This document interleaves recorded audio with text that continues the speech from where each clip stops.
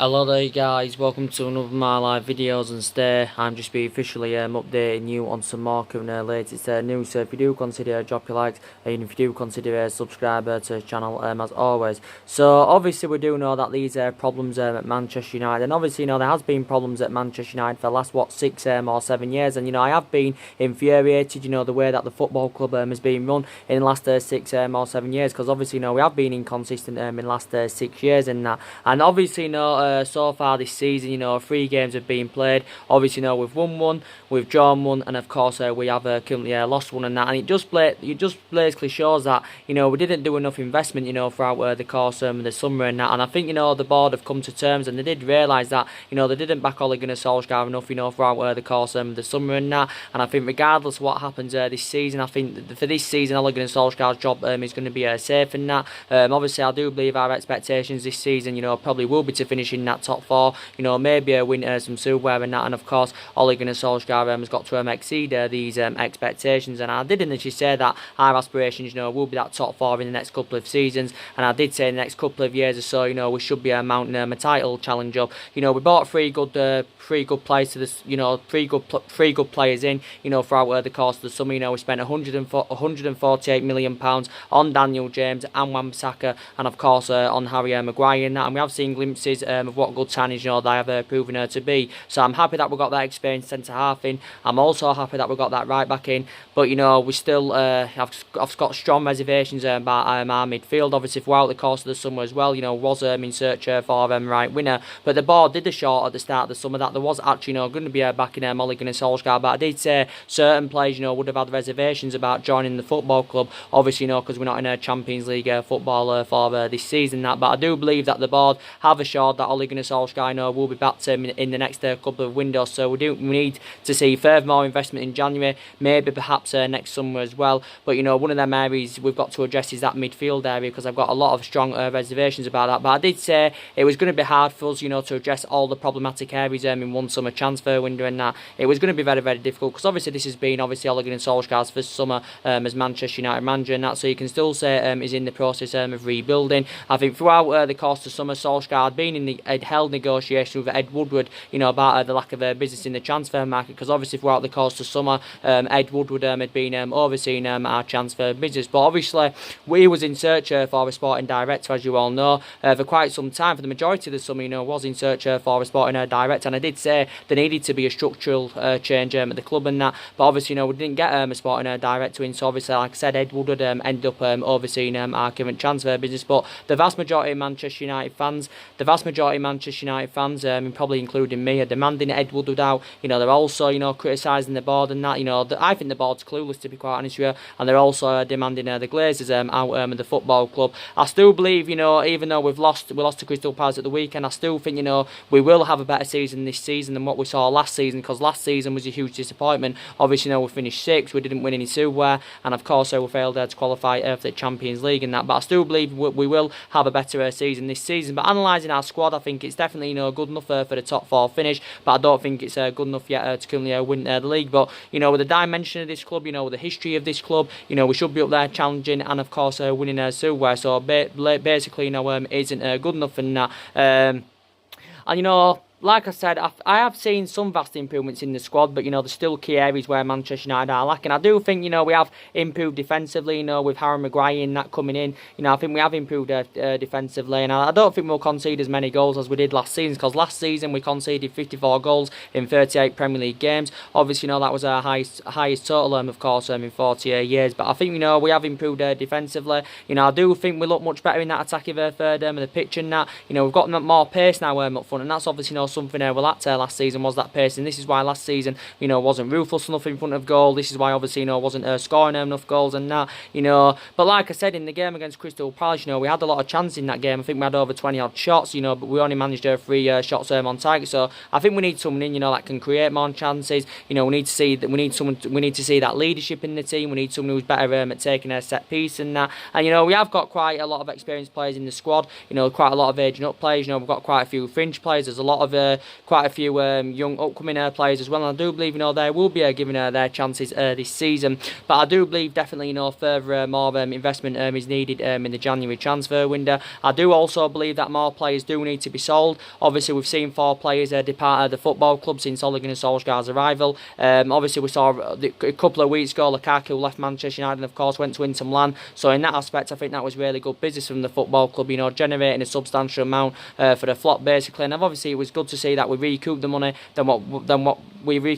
what we paid for Lukaku a couple of years ago from Everton. But I'm very disappointed that actually we didn't get a replacement for Lukaku. But Solskjaer, give his overarching view, and he explained the reason why we didn't get the replacement, to obviously prioritise the development of Mason Greenwood. Obviously, like I said, Antonio Valencia left at the end of last season after he served 10 years at Manchester United. Obviously, we saw Ander Herrera leave and Marian Fellaini leave, and I'm also disappointed, that we didn't get a replacement for Ander Herrera as well, because obviously the initial plan is to keep Paul Pogba. It's been initially in Ole Gunnar Solskjaer's plan, to build a side around Paul Pogba now, and we need someone that can play alongside Paul Pogba in our midfield and that. So I think we've got to try and do everything we can to try and convince Paul Pogba to remain at the football club, because we do know Paul Pogba, when he's at his best, is like 2 players in one. He can score goals, he can provide, and we have seen him at his best at Manchester United. We do know he's been largely inconsistent in that. Obviously, Paul Pogba's quite recently has been subjected to a lot of racial abuse online following his penalty miss against Wolves and that. But I think Paul Pogba's future, is still uncertain. I think there's still uncertainty around his future, and that I think, he confirmed a couple of weeks ago, did Pogba, that, he's still fully committed to Ole Gunnar Solskjaer's project. You got Paul Pogba's brother, Mayfield, coming out the other week saying that Paul Pogba, wants to quit Manchester United and that. But if we can convince him to remain at the football club, I think, we've got to avoid him getting injured this season, because, we haven't really got a backup to him. But when Paul Pogba's playing well, I think you mainly see the best of Paul Pogba when he's freed up, and he can also feed the attackers and that really, really well. So he's a very, very imperative player, and we do know for the entirety of the summer that Paul Pogba has been relentlessly linked with a move away from Manchester United, and he has been linked with a move to Real Madrid. His first choice preference has been Real Madrid. There's also been talks about Paul Pogba, making a return back to Turin, where obviously, he did have Thorgood years and that. The European transfer window does shut on the 2nd of September and that. So Real Madrid have got the 2nd of September, to get a deal more of the line and that, for Paul Pogba. Obviously, we know Real Madrid have spent 300 million this summer on 5 players. I think they've generated some of the money back though, because they have sold quite a few players of Real Madrid. But yeah, Real Madrid have been in for Paul Pogba, basically all summer. But like I said, he's still a very imperative player for Manchester United. Obviously, so far this season, I think he has provided 2 assists, 26, still obviously, got a lot of development in him. Paul Pogba's obviously still got 2 years left on his contract with Manchester United, with an option to extend it by a further year. And of course, he's our most expensive signing, because obviously we paid £8 to £9 million for him. He's not only our most expensive signing, he's one of the highest paid players at the football club. He's also World Cup winner as well, is Paul Pogba. And obviously, it confirmed a couple of months ago that Paul Pogba, wants to leave Manchester United. He said early on in the summer that, he admitted publicly that he wanted to leave Man United. He did obviously say that he was seeking for a new challenge, and obviously, he wanted to rejuvenate his career and that. But, Solskjaer's been speaking a lot about Paul Pogba, especially throughout pre-season. I think he's also spoken to Paul Pogba. He's spoken to the vast majority of the players. Well, he did speak to the vast majority of the players, throughout the course of the summer and that. And Ole Gunnar Solskjaer has obviously praised Paul Pogba and that. There was reports emerging out saying that Paul Pogba could be given the captaincy, obviously in a bid to convince him to remain at the football club. But Paul Pogba's agent Mini Raiola has been in the process of finding Paul Pogba a new club, basically for the entirety of the summer and that. But Paul Pogba has actually been subjected to a lot of transfer speculation. You got Paul Pogba's agent Mini Raiola. He came out with the start of pre-season, I think it was, and he said Paul Pogba is in the process of leaving the football club. But I do believe, based on the substantial amount we've put on Paul Pogba, this could be the stumbling block of him leaving Manchester United, because there were some reports saying that we admit he's not for sale, but it did say would accept a bid of around 150 or 160 million pounds. Some reports were saying that we wanted around £180 million for him. Obviously, that's just over double than what we paid for him from Juventus back in 2016 and that. But it's not only been this summer that Paul Pogba's been subject to a lot of transfer speculation. Obviously, reflected back last year, he was subjected to a lot of transfer speculation, based on his poor relationship with Jose Mourinho and that. And obviously, Paul Pogba got one of his best wishes, of course, when Jose Mourinho departed the football club. And obviously, Paul Pogba, he's won the Europa League and the League Cup. That came in his second season with Manchester United and that. I think last season his stats were very, very impressive. He scored 16 goals and provided 11 assists, in 47 games in all competitions. So hopefully we can, convince Paul Pogba, to remain the football club. But I think with this racial abuse and that, I think, Paul Pogba has handled the situation, really, really well and that. So hopefully, we can convince him to remain at the football club at least for this season. But like I said, more players definitely need to be sold. I think, Darmian needs to leave the football club. I also think Rojo needs to leave the football club because obviously, they're two problematic players at Manchester United. I don't think Rojo has played in the Premier League this season. I know Rojo played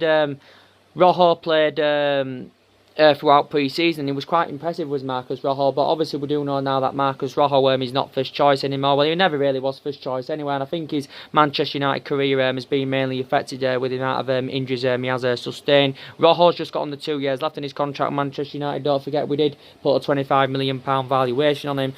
Also, Darmian needs to leave the football club, because he hasn't really been given the chance as a Manchester United player. I think if he is to leave Man United, I think he probably will make a return back to Italy because he spent the majority of his career in Italy, of course, when he was younger with Darmian and that, developed in that in Italy, and he just hasn't really replicated what he did in Italy at Manchester United, and that, so he has been a huge disappointment. So I do believe we can generate around maybe 30 or 35 million pounds for the departure of Darmian and Marcos Rojo. So they're definitely two players that need to leave the football club. But I think anywhere we need to get rid of at least one central defender, because obviously we've got around 7 central defenders now. Obviously we've got Harry Maguire and Victor Lindelof. Obviously we do know they're our first choice centre backs. So they're our first choice centre backs, and that are Harry Maguire and Victor Lindelof. And prior to the Crystal Palace game, I think mainly they've blended in fantastically well together of Lindelof and Harry Maguire. With Harry Maguire, I think he's going to be very consistent for Manchester United. I think he's got all the ingredients required, to become a huge success at Manchester United as Maguire.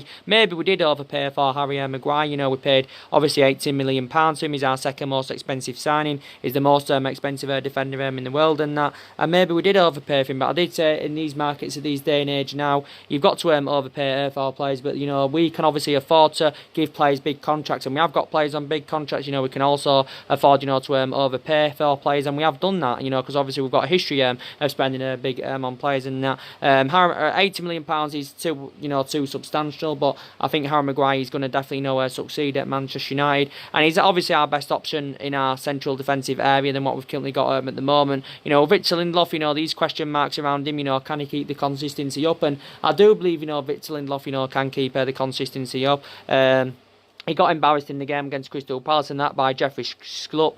But I think prior to that, I think Lindelof's been very, very good. He struggled in his first season. That's that consistency. Didn't really settle in. But I thought in his second season, there was vast improvements in Victor Lindelof's game. And I think mainly so far this season, he's done really, really well. Obviously now this is Victor Lindelof's third season as a Manchester United player and that. And we've got also Smalling and Jones. They're going to find game time very, very difficult this season. I think Smalling and Jones anyway are no longer good enough, to represent Manchester United.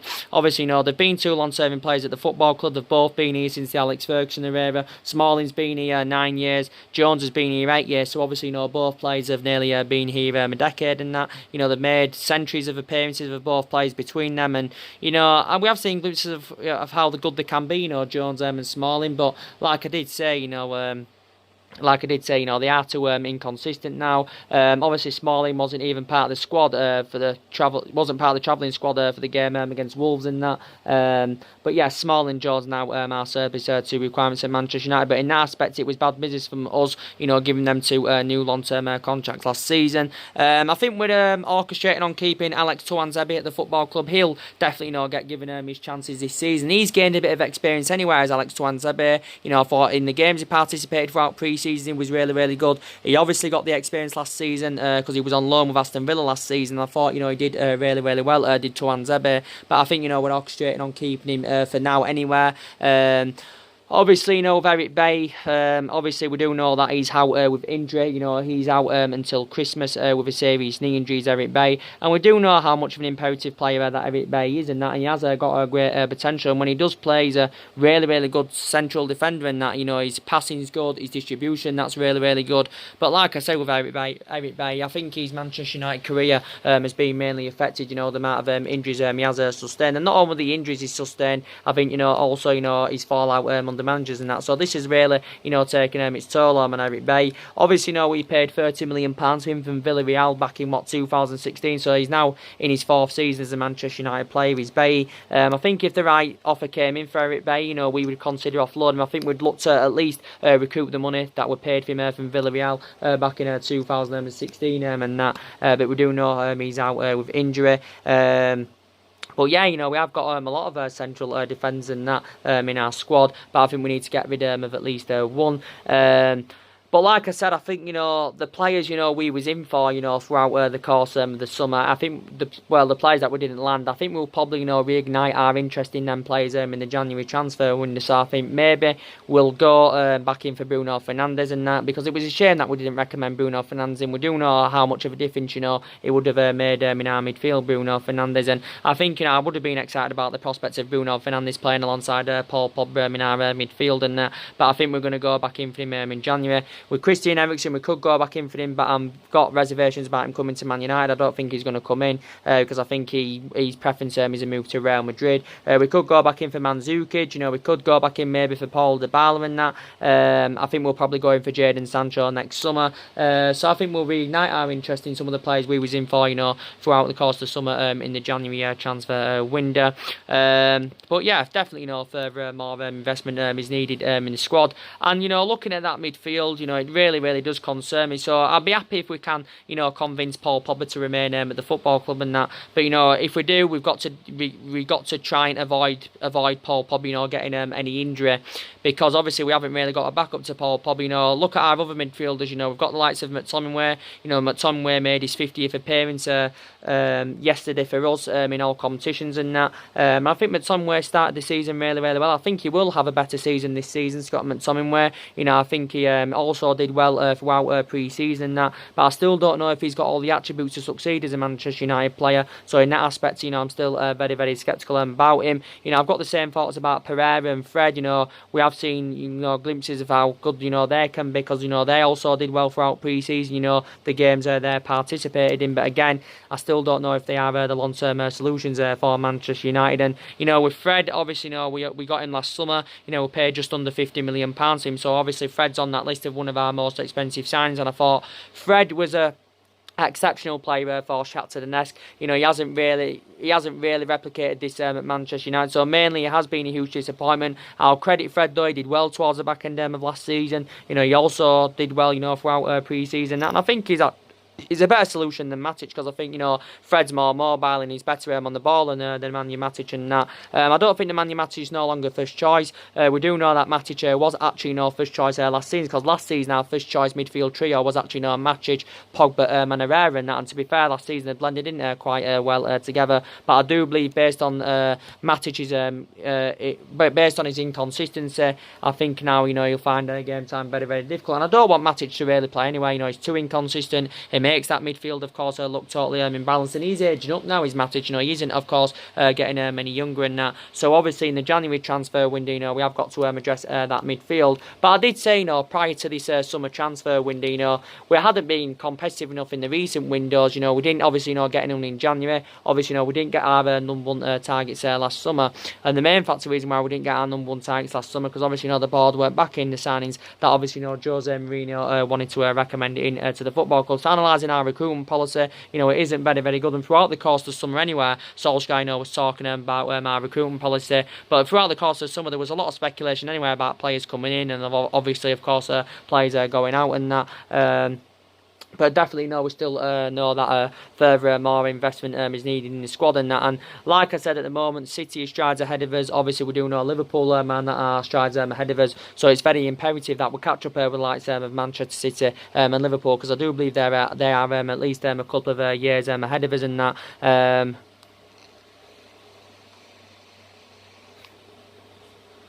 But like I said, we have got big ambitions for the future, and obviously, we want to get back to being a competitive elite level football club. Want to be back, to winning trophies, and this is obviously something that Ole Gunnar Solskjaer does want to bring back to the football club, and that he also wants to bring that fear factor back to Manchester United, and that fear factor hasn't been there, obviously since the Alex Ferguson era and that, and like I said, we've been inconsistent in the last 6 years in that, and I'm very, very hopeful, it can work out under Ole Gunnar Solskjaer and that. I'm very, very hopeful it can, because I love him a lot. He was a great player for Manchester United for 11 years. He flourished under Alex Ferguson's guidance and that. And Ole Gunnar Solskjaer did confirm that he is following Alex Ferguson's philosophy. But I really, really do hope how it works out. It works out for him, because, like I said, we're not really known for the sacking club, and, we haven't got the structure to keep sacking managers anywhere. Obviously, we've already sacked 3 managers since Alex Ferguson's retirement. Obviously, Ole Gunnar Solskjaer is obviously our 4th manager in that, and hopefully, it can work out under him as well. I'm very, very, hopeful about it and that. But, we'll have to basically see what happens. But look at the money that's been spent in the last 6 years at Man United. We spent £148 million this summer under Ole Gunnar Solskjaer era. We spent just under £400 million under the Jose Mourinho era. Obviously, we spent over £200 million under the Louis van Gaal era. We spent just under £67 million under the David Moyes era and that. So that works out at around £968 million. So that's just under £1 billion. We have obviously spent on players, but we can afford to spend big on players because we're a massive club, of course. We have got massive revenues. Obviously, if you want to take into account what we spent under Alex Ferguson, we spent way over £1 billion and that. But we I said in the last 6 years, I don't like the way the football club's been run. There's also been cultural problems at the football club, and Solskjaer did say earlier on in the summer that he wanted to build a squad, with the club's mystery and that. But Solskjaer worked out his transfer strategy at the start of the summer, if you remember, and he basically said that he wanted to recommend a number of young players to Manchester United, that could grow, develop and emulate into superstars and that. But without a shadow of a doubt, the board have got to back Ole Gunnar Solskjaer in the next couple of windows and that. Definitely.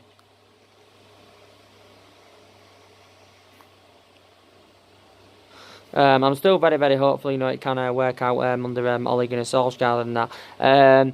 The news about Alexis Sanchez, as I have been giving you an update on quite recently about Sanchez, to be fair. Obviously, we do know the transfer saga about Alexis Sanchez, and we do know it does continue to persist. According to recent reports, Sanchez's transfer is away from Manchester United is set to go through sometime this week. We do believe now that Inter Milan are the favourites to sign Alexis Sanchez on loan, I think, with the option to buy. But reportedly, we want Inter Milan to include a £20 million obligation in any loan deal for Alexis Sanchez and that. According to recent reports, Inter Milan have agreed to pay half of his substantial wages, and reportedly we're willing to pay the other half and that. And reportedly for us to get rid of him, it will also cost us 13 million in wages and that. But Solskjaer has had his overarching view on the speculation about Alexis Sanchez, and Ole Gunnar Solskjaer did admit that there's several clubs that are interested in him. He also has had fresh negotiations with Sanchez regarding his future and that with Manchester United. So this is what obviously Ole Gunnar Solskjaer has said, and and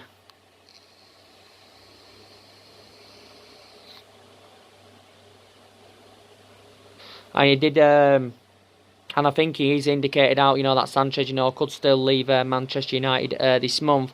But obviously, the other week, we got reports coming out saying that obviously, Roma were in for him. Roma had held talks with Man United over possibly getting Sanchez on loan, but Sanchez had actually, turned down a move to Roma. But I think talks are still ongoing, between Inter Milan and Manchester United over getting a loan deal finalised there for Alexis Sanchez. I think it confirmed earlier on this week, or was it last week, that Sanchez's agent had travelled to the UK to obviously, to try and get his client a loan move to Inter Milan and that. So his agent has obviously been to the UK and that. And if Sanchez does make this move to Inter Milan, obviously he will be reuniting with Romelu Lukaku and all that. So I think Sanchez would be open anywhere to making a return back to Italy, because don't forget he had 5 successful years with Udinese when he was a lot younger. So obviously he's had experience of playing in Italy and that. But you got Solskjaer. He came out the other week, did Solskjaer, and he said that Sanchez still wants to be part of the squad this season. He also believes Sanchez will come good this season, and he also said he expects Sanchez to play a lot of games, once he's fit, because we do know Sanchez has been below on his fitness. He has been working to full fitness. Sanchez obviously, hasn't played this season, hasn't even been part of the squad, wasn't even part of the pre-season squad, because throughout pre-season Sanchez was on Copa America duty with Chile, where I do believe, he had a sustained hamstring injury in that. But it fueled more speculation about Sanchez. Obviously, when he was absent from training on Thursday, he wasn't training at Carrington because I think it was something to do with a visa issue and that. This is why he wasn't training on Thursday, but he did return back to training on Friday, and that did Sanchez. But I did say anyway, I think Sanchez's wages are having a really bad effect on the football club. We do know Sanchez is the highest paid player at the club. He's also, the highest paid player in the Premier League. He's potentially on around 400 grand a week. Potentially rising up to 500 grand a week. Based on the image rights and the bonuses and that. And I think us getting rid of him, would be good business, because it'd free up our wage bill, and plus he's one of the problematic players at the football club. Sanchez has been here around 18 months now. He's been disappointing since his arrival from Arsenal in January 2018. He's made 45 appearances and only scored 5 goals. I think provided them around 9 assists. And he hasn't lived up to expectation levels at Manchester United, as we all thought he would have done, because he did have 4 good years in Arsenal. 4 good years at Arsenal. He even played under Pep Guardiola's guidance when he was younger at Barcelona, but he just hasn't replicated any of this form at Manchester United, and he's been a huge disappointment. He is now 30 years of age, so he is aging up, and I think he's 31. Is he in December sometime? So looking at he doesn't really have a future at the football club. I think Sanchez under contract here. I think he's got is it just over 2 years left on his contract, and that's Sanchez.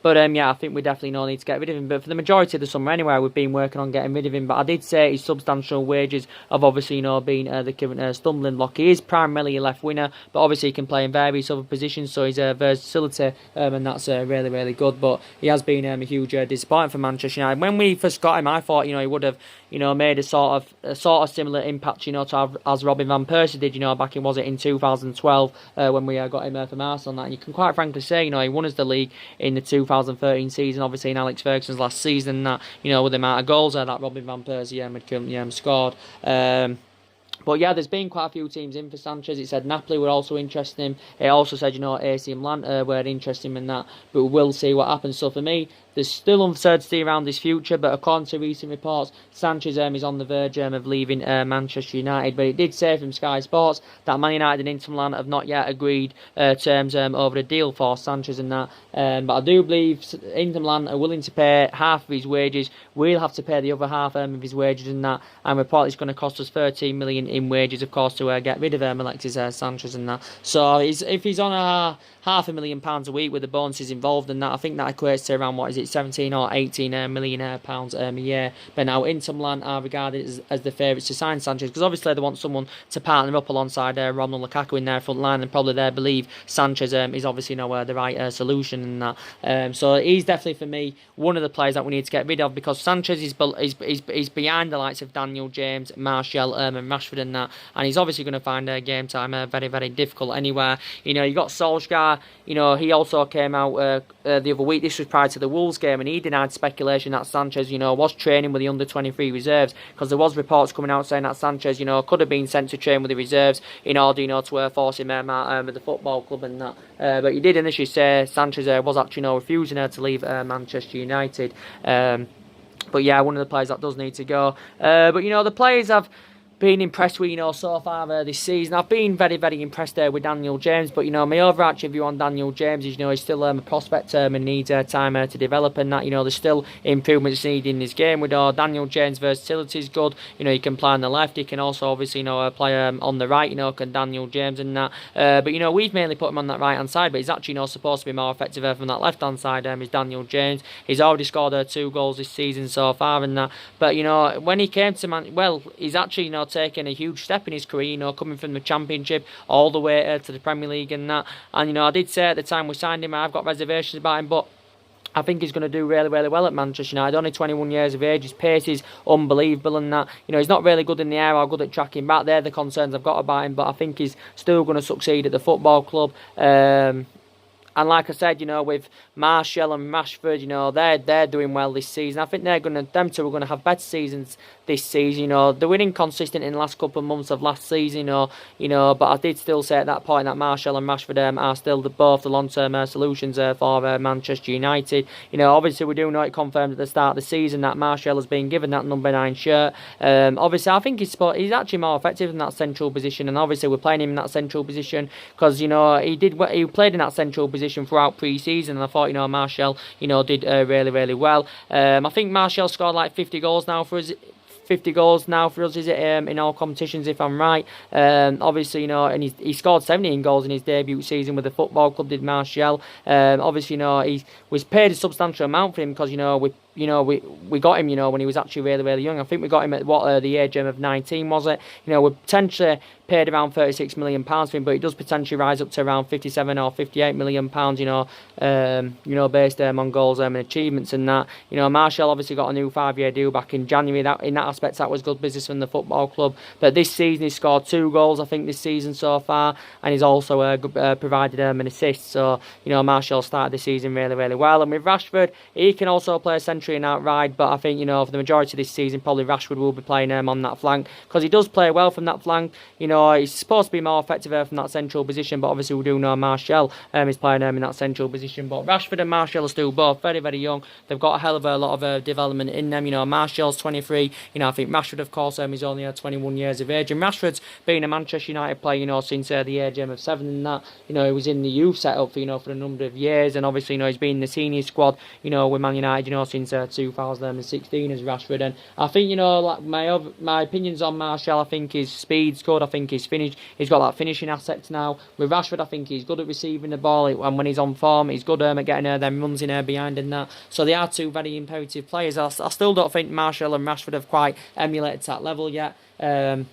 And I won't put Rashford in Kylian Mbappe's level just as yet. I think it's going to take him at least a couple of years, you know, to get onto Mbappe's level. But I think they're both still going to do very, very well this season. It was a shame Rashford missed the penalty against, you know, Crystal Palace and that. But apart from that, you know, I think he's done well so far this season.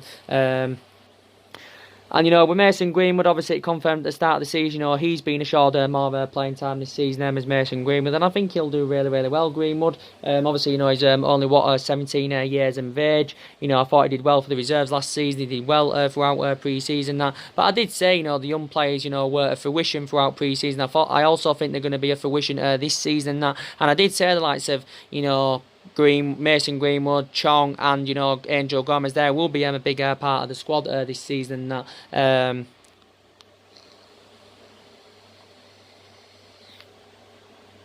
They will be a bigger part of the squad this season. But I did say we have got quite a few injuries, like I said, but not many to worry about. You know, like I said, Eric Bailly's long-term absence. Tim Fosu-Mensah was long-term absence. Obviously, it recently got confirmed, you know, prior to the Crystal Palace game that Diego Dalot is injured. Diego Dalot I don't know what type of injury it is. I haven't looked into it, but I think he's out of action until after the international break and that. Obviously, you know, we only got Diego Dalot last summer for, was it, around 19 or 20 million pounds. That's obviously, you know, we got him from Porto and that. You know, Diego Dalot can play as a right back, he can play as a left back, you know, he can also, you know, play as a winger, but he is predominantly a right back, is Diego Dalot. You know, obviously we've got quite a few full backs. Obviously, Wan-Bissaka is our first choice right back and that. I think he's done really, really well so far. You know, I think Wan-Bissaka's defensive abilities are good. I think he intercepts the ball really, really well, and I think, you know, he's addressed our right hand side fantastically well as Wan-Bissaka. And again, only 21, only made his senior debut back in February 2018. So I think he's been fantastic. We've got Ash Young there. Obviously, you can say Ash Young is the backup. We've also got Luke Shaw. Obviously, Luke Shaw's our first choice left back and that. And I think Luke Shaw, you know, has been quite average so far. Wasn't so good in the Chelsea game and that, but still a very imperative player. And I think because obviously reflecting on his impressive performances last season, Luke Shaw won the double player of the season and that. So yeah, and yeah, we've got quite a few fullbacks in our team. But obviously, Wan-Bissaka is the first choice right back. Luke Shaw, of course, is the first choice left back.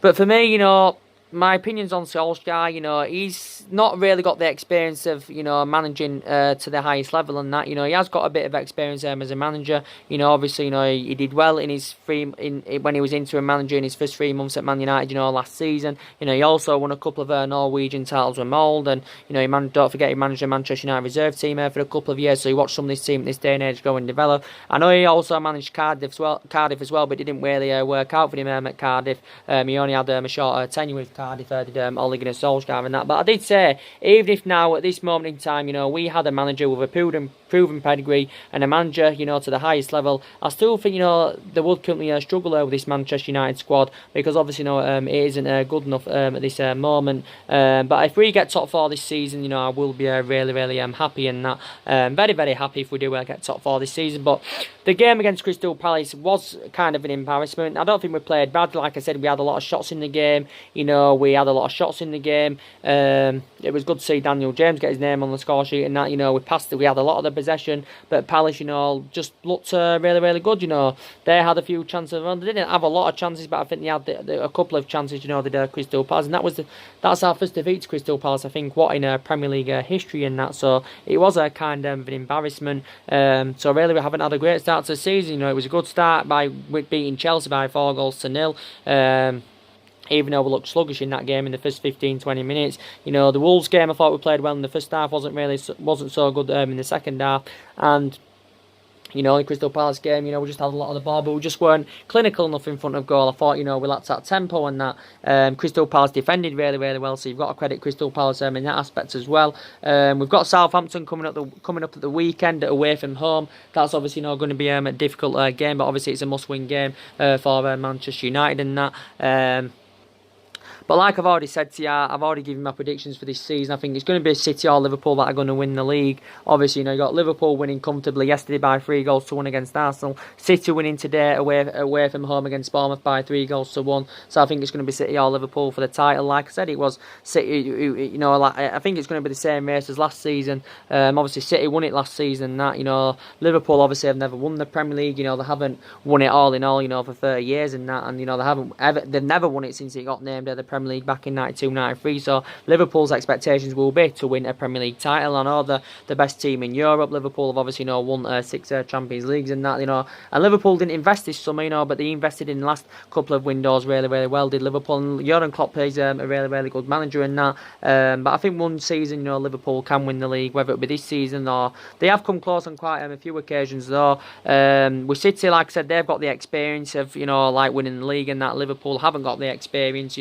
With Man City, they've spent a hell of a lot of money. The majority of the money Man City have spent has obviously been under Pep Guardiola and that. But Pep Guardiola is a great manager. His philosophy is really, really good, and he just knows what he's doing, does Guardiola. And I think he's emulating the football what he did at Barcelona and Bayern Munich, and of course, he has brought that footballer to Manchester City and that. But City are going for their third back-to-back Premier League title. They've already won 2 back-to-back titles already.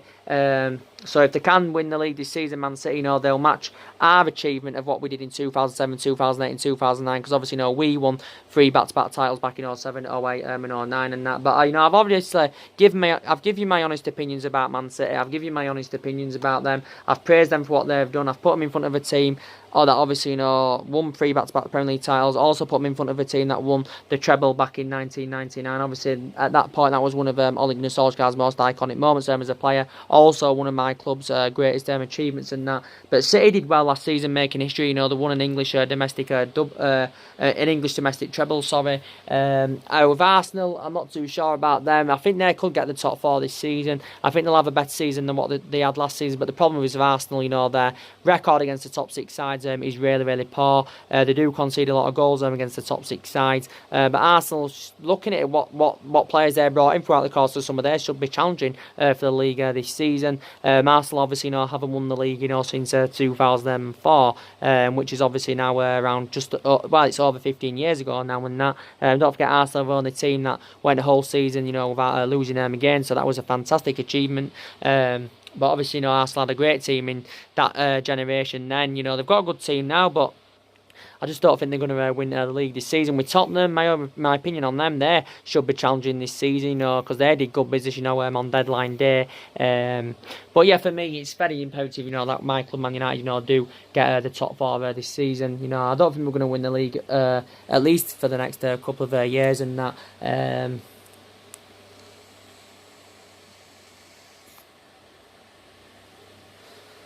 But like I said, more investment is needed in the Manchester United squad. So just thought I'd do this video to give you my own opinions of what I think of Manchester United at the moment.